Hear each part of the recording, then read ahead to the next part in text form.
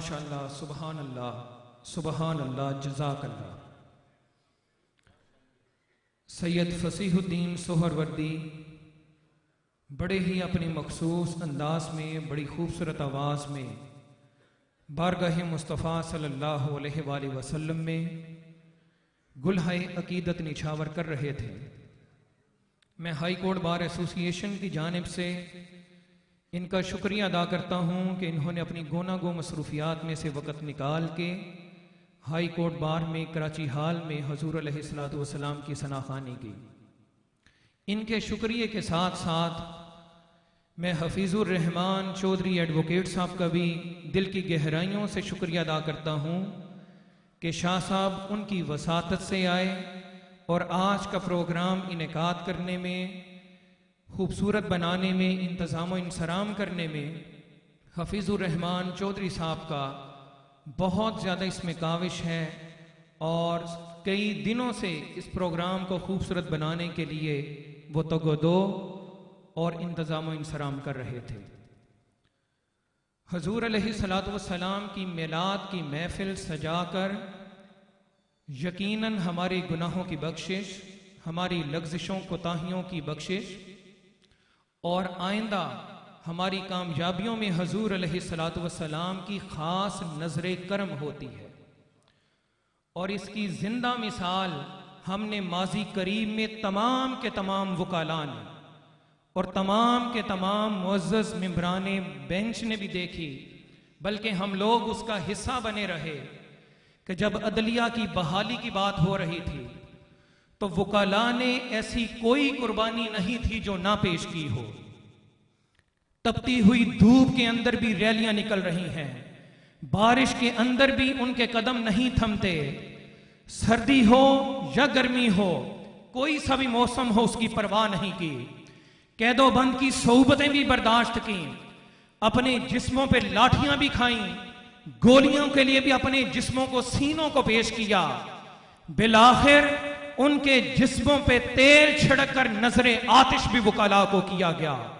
लेकिन इस जिद्दोजहद के अंदर एक सेकंड के लिए भी वो रुकते नहीं हैं और लॉन्ग मार्च करना और लाहौर से इस्लामाबाद तक पैदल चलना ये वकाला की शान थी। लेकिन वो मतलूबा कामयाबी हमें नहीं मिल रही थी। बिलाखिर उस जिद्दोजहद को जारी रखते हुए वो तवील अरसा गुजर गया, हफ्तों से निकल के महीनों में आए, महीनों से बात सालों में चली गई, लेकिन कामयाबी फिर भी नहीं मिल रही थी। लेकिन आपको याद है कि आखिरकार वकाला की तहरीक के अंदर वो दिन आया, वो महीना आया। वो कौन सा महीना था? वो मिलादे मुस्तफा का महीना था, वो रबीउल अव्वल का महीना था कि जिस महीने में वकाला ने लॉन्ग मार्च शुरू किया और अभी गुजरांवाला नहीं पहुंचा था कि हुजूर के मिलाद वाले महीने के सदके में अदलिया बहाल हो जाती है।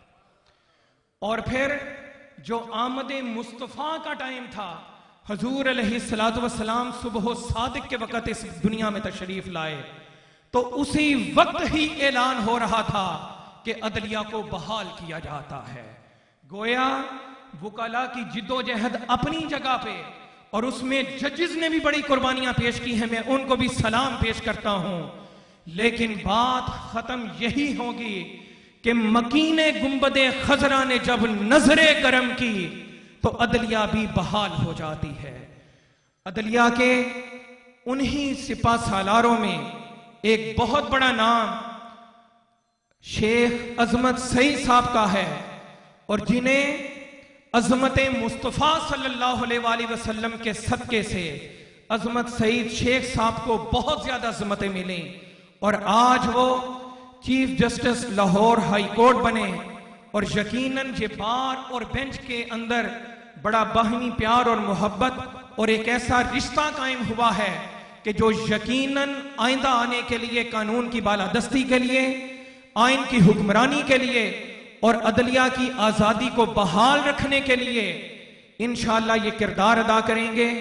मेरी मुराद लाहौर हाई कोर्ट के चीफ जस्टिस साहब जनाब शेख अजमत सईद साहब से मैं गुजारिश करूंगा कि यकीनन बहुत सारे प्रोग्रामों में वो तकरीरें, खिताबात और ड्रेस स्पीच उनकी डिलीवर जरूर होंगी, लेकिन मैं समझता हूं ये भी मोहब्बत मुस्तफ़ा उनके सीने में है कि वकाला से, बार से जो सबसे पहला उनका खिताब है वो महफिल मिलाद मुस्तफ़ा सल्लल्लाहु अलैहि वसल्लम के तवस्सुत से है। नारे की गूंज में मैं chief justice Lahore high court को दावत दे रहा हूं, नारे तकबीर, नारे रिसालत। जनाब शेख अजमत सई साहब, chief justice Lahore high court bar association, bar से ही खिताब फरमाएंगे। बिस्मिल्लाहिर्रहमानिर्रहीम। इस महफिल में इल्म की बात तो मैं नहीं कर सकता क्योंकि मैं आलिम नहीं हूँ, उम्मती हूँ। शायद दिल की बात कर सकूं, लेकिन दिल की भी मैं क्या बात करूं। मुझसे पहले आज की महफिल में बहुत से लोगों ने मुझसे बहुत बेहतर दिलों की बातें कही। मैं तो उस रवायत में जन्म लिया है कि जब आका का जिक्र तो दूर की बात है, ख्याल भी आ जाए तो सलाम और दुरूद के अलावा कुछ नहीं कर सकते। सलाम पढ़ते हैं, दुरूद भेजते हैं और कुछ नहीं किया जाता।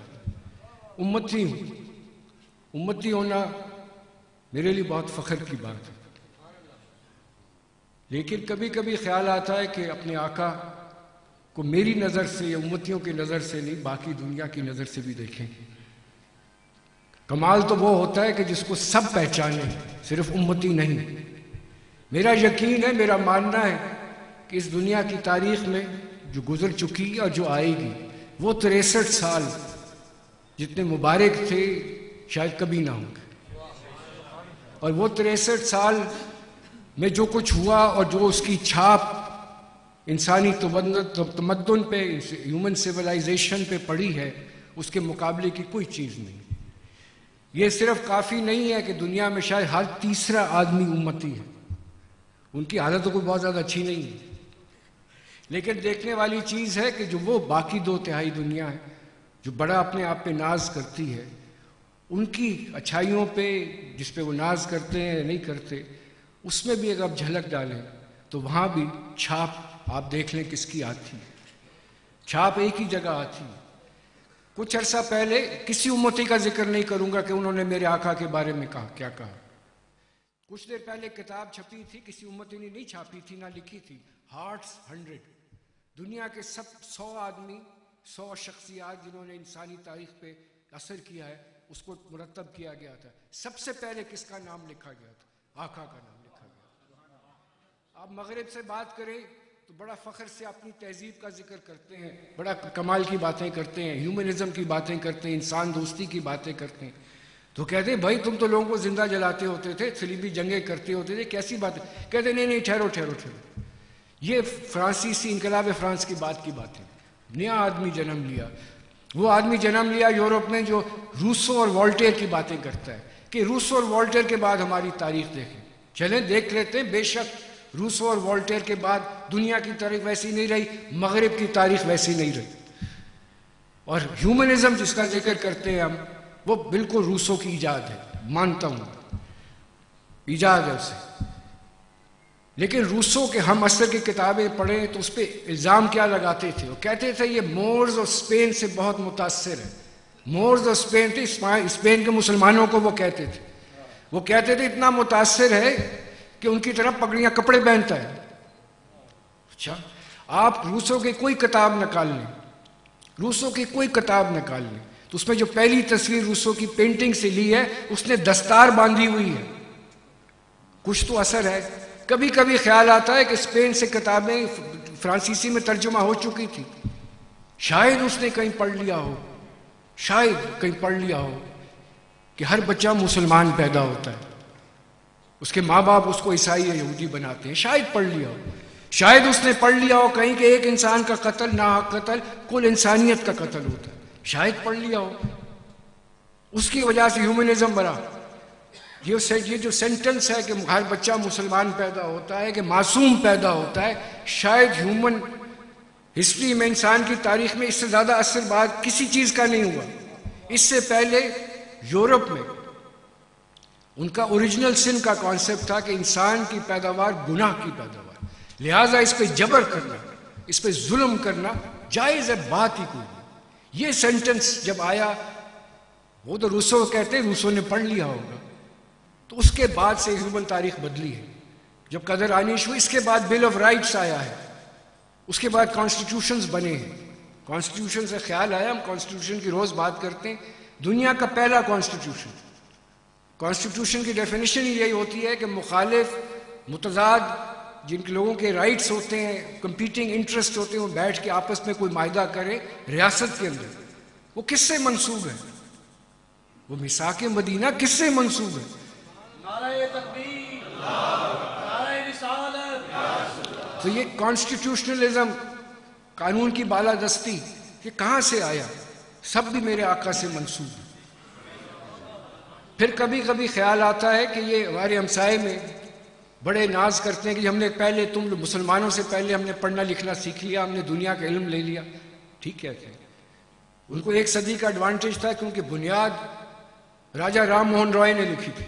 बंगाली थे, 1778 में उन्होंने कहा था कि जाके अंग्रेजी सीख लो, काम दुनिया के नए इल्म सीख लो वरना नुकसान होगा। हमारे यहाँ सर सैयद ने फिर बाद में कहा, 100 साल का फर्क था, वही फर्क पड़ा। आप ऑटोबायोग्राफी राजा मोहन रॉय की निकाल के देख लें, वो मदरसे का पढ़ा हुआ था, वो मदरसे का पढ़ा हुआ था, बिहार के एक मदरसे का। शायद उसने, वो कहता था कि ये शायद उसने कहीं पढ़ लिया हो कि इल्म मोमिन की खोई मीरास है, शायद पढ़ लिया हो। ये चीजें हैं जो हम भूल जाते हैं। छोड़ें, इससे बढ़ के मैं आपको क्या मिसाल दूं? सादिक और अमीन उम्मती कहते थे उनको, वो तो काफिर भी मानते थे मेरे आका सादिक और अमीन है।